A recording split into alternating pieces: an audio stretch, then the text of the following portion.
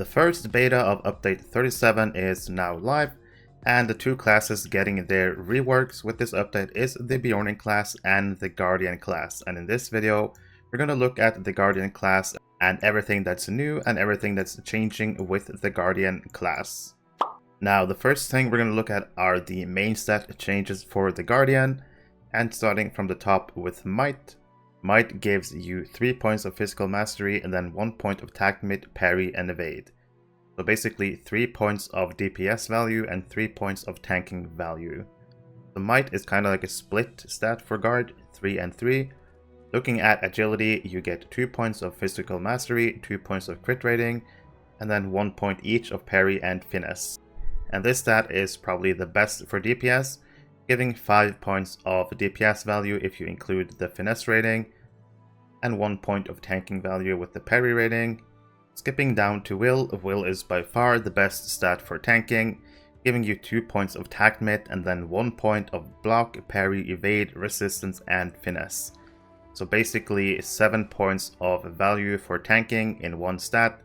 Will by far the best choice for a tanking Guardian. I would say agility, it just edges out Might. So Might kind of turns into the forgotten stat as a Guardian. Agility for DPS, Will for tanking. Vitality now only gives morale, and Fate only gives power, just like every other class except for the Bjorning. A few other general changes. Turn the tables has changed a little bit. It's now a 3 target frontal 45 degrees, so this angle, like I'm using my mouse, this frontal should be approximately where you can hit your targets, 45 degrees in front of you. And you can see that I'm using the AoE targets tracery, so my max targets is 7. So this seems pretty strong as a CC tool.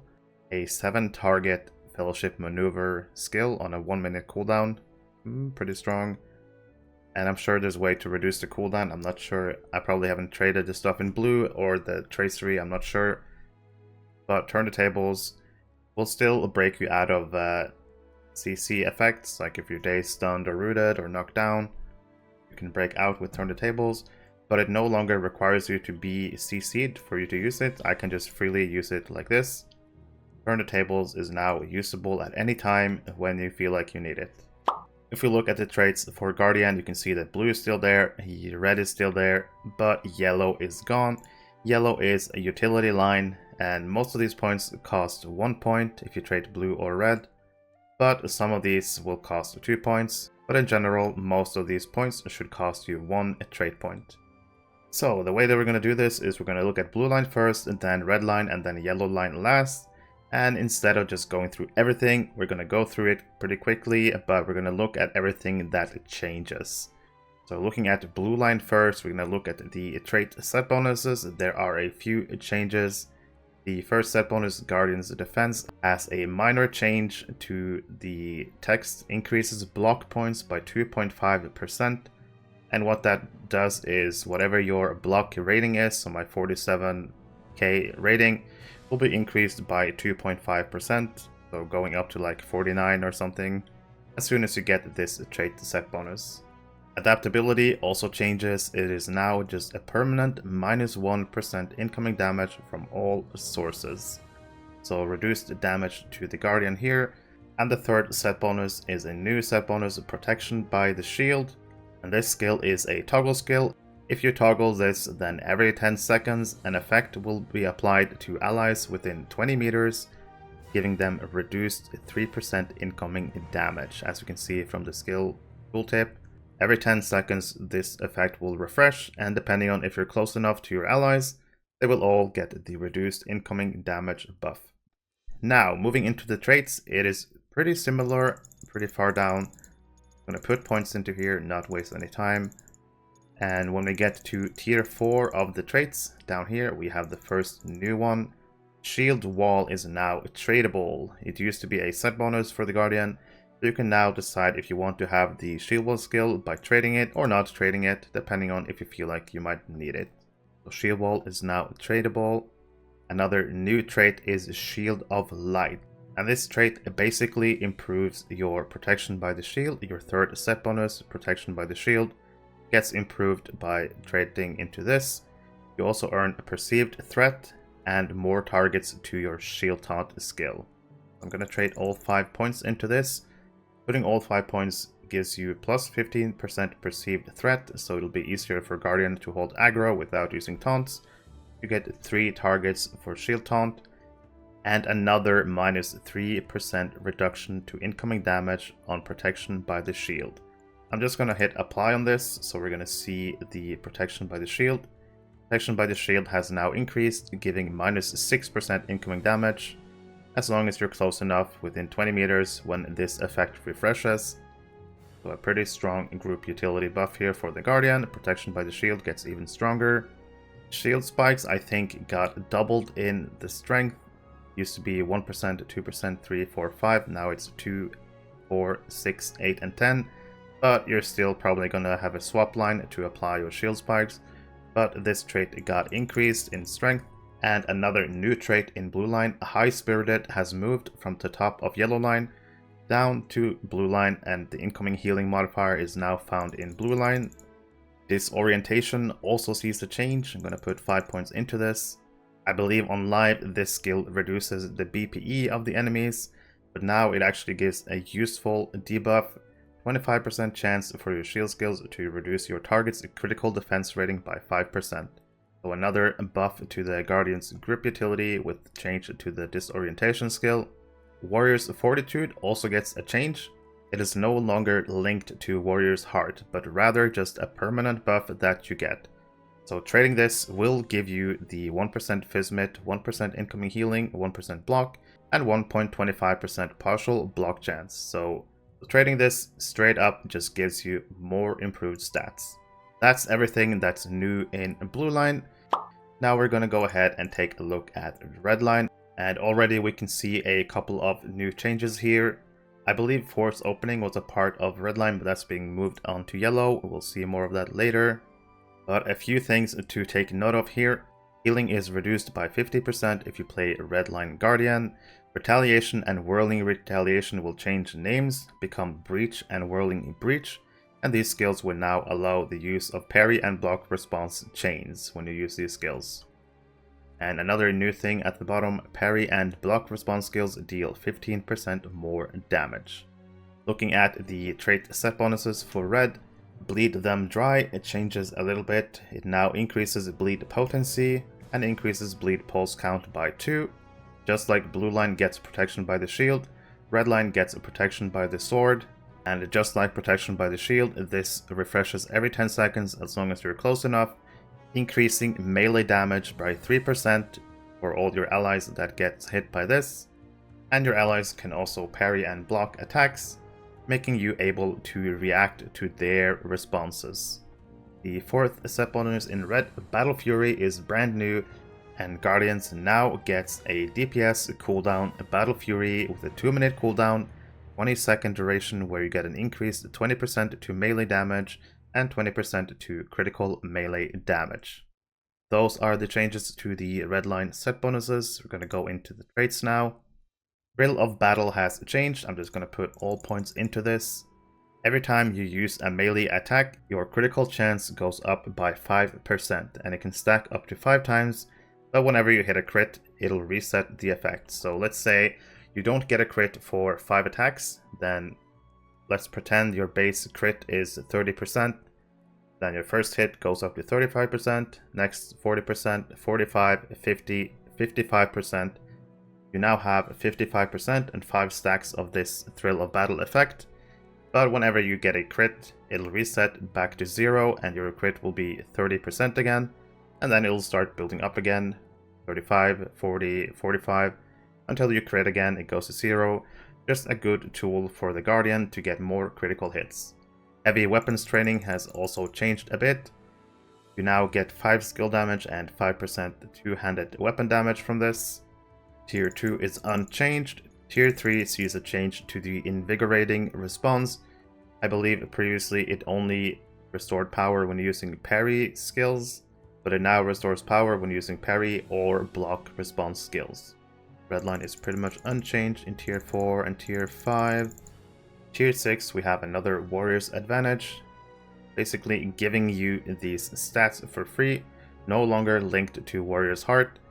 So just trading this in redline gives you 4500 physical mastery rating, 1% melee crit chance, 1% parry chance, and 1.25% partial parry chance.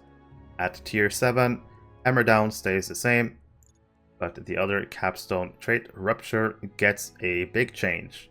Basically, what this will do now, Rupture will enhance the hammer down skill. So whenever you use hammer down and you have bleeds on your target, it'll cash out these bleeds, dealing bonus damage for each bleed that is removed, but also for each bleed that is removed. By the way, there is a typo here. It should read, each bleed that is removed, you put a debuff on your enemy for 5 seconds, plus 2.5% damage per bleed. So let me try to paint a scenario here. You have 4 bleeds on a target, you have Rupture traded, and you use Hammer Down.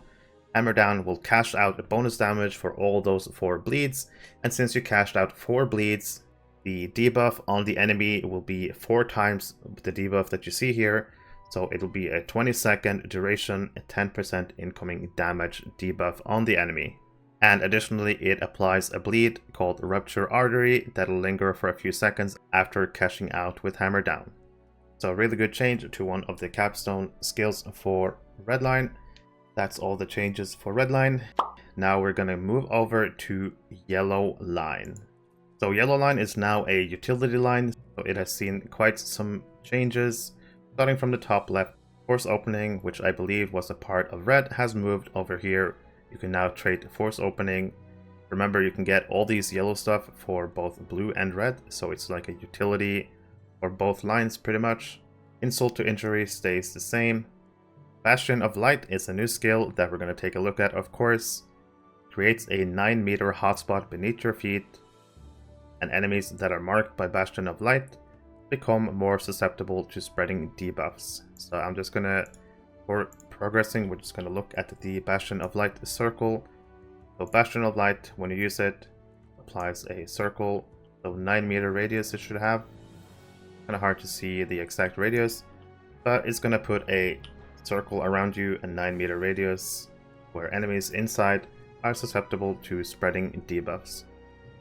Moving on to the right, we have a Defensive Expertise.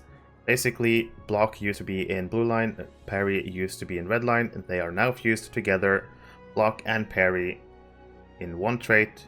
Really nice for the tanking guardian to pick up the block and parry chance. On the next line, we have a trait called Light Touched, and this, putting 5 points into this, increases your melee damage by 2.5%, increases your incoming healing modifier by 2.5%, so good for both red and blue, but also gives you the ability to block with two-handed weapons. Ward chance stays the same. Radiate affects your Bastion of Light skill. If I put all 3 points into this, you now get a 30% chance on hit to spread debuffs on the target to up to 3 targets, and it will increase the range of Bastion of Light by 9 meters. I'm gonna try to look at Bastion of Light with this traded. Bastion of Light, I guess the animation is not fully complete, but it should increase the radius of your Bastion of Light. Probably should increase the circle. Not quite sure how that's gonna work, but your hotspot should be a bit larger and have an increased chance to copy debuffs to each other. Numbed Senses stays the same. Tenderize sees one change. You can now proc this effect by parrying, blocking, and evading, not just parrying. Real Danger stays the same. Bolster remains unchanged. Disabling Strikes used to be a set bonus in Yellow Line. It is now a trait, basically increasing the strength of your debuffs. Demoralizing Anthem stays the same. Redirect is the same. Flash of Light makes your Bastion of Light deal light damage over time to enemies within the hotspot, and also increases the duration of Bastion of Light. So trading this will make your hotspot deal light damage as well to enemies within your circle, and the duration is also increased by another 5 seconds. On tier 6 of the traits, we have a trait called Protected by the Light. This will enhance the skills Protection by the Shield and Protection by the Sword, the traits we saw number 3 set bonus in each line. For blue line, Protection by the Shield gains a 2% incoming healing So that means that protection by the shield with all of this traded will reduce your incoming damage by 6% and increase your incoming healing by 2% if you get hit by the Guardian whenever the buff refreshes. And for red line, there's a typo here by the way, but for red protection by the sword, it'll add a damage shield to protection by the sword. And I think the shield will reflect damage or something, but anyone affected by protection by the sword will get a small damage shield. And finally, at the bottom of yellow line, we have Warrior's Guile, no longer affected by Warrior's Heart, but simply giving you free stats, increasing your tactical mitigation by 1%, crit defense by 9070, 1% evade chance, and 1.25 partial evade chance. So just a permanent buff, something you might consider for both lines, but definitely something you want for blue line. And we also have a change to Cataclysmic Shout. So Cataclysmic Shout, the way it's going to work, it says 2-minute cooldown, but it's going to be increased to 3 minutes cooldown. And when you use Cataclysmic Shout, all the targets that you hit will get all your available bleeds and all your available debuffs. So basically this skill will be a 3-minute cooldown. Using this has a 7-meter radius, and every enemy hit by this, it's a cool looking skill. Enemies getting hit by this should get all your available bleeds and all your available debuffs. So that's probably something you want to use when you're tanking a lot of mobs, or if you're DPSing a lot of mobs as a Guardian. So that pretty much covers it for the Guardian rework. From what I've heard, red line feels a lot better now with the new changes, and it looks like blue line will be really strong. That's the Guardian rework in the first beta. There's still some bugs to iron out, but I hope you enjoyed the video. If you're playing or looking to play Lord of the Rings online, there is one place you need to be.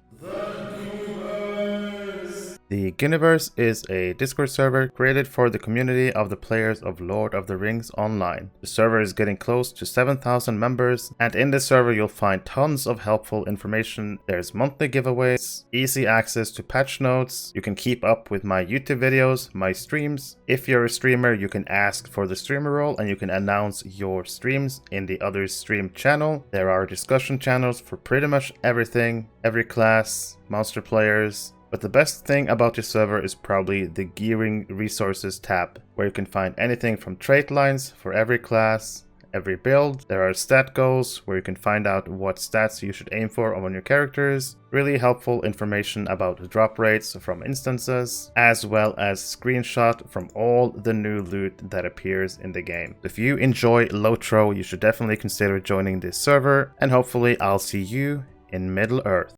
If you were part of the Ghyniverse already, you might have noticed that another tab appeared at the top, the LFF server. This server is a brand new server that I created, the LFF Ghyniverse. In this server, you can select which servers you want to keep up with, and once you select your server, say you select Arkenstone, you will see the LFF, the kinship advertisement, looking for kinship and trade channels, and there's also voice channels if people want to use those. The LFF channel is basically a looking for fellowship channel where people can post if they need players for the runs, and this way people don't have to be logged into the game to see the chat. They can just instead get a notification on their Discord. There's also a kinship advertisement page where kins can post their kinship advertisement and have people join their kins. And you can also post in the looking for kinship chat if you're looking for a kinship, but make sure to take a look in the kinship advertisement first and look through all the kin to find a suitable kin for you. There's also a trade channel if people want to buy or sell stuff that you can use. Hopefully you'll consider joining this server to bring the community even more together, not just in the game, but also outside of the game.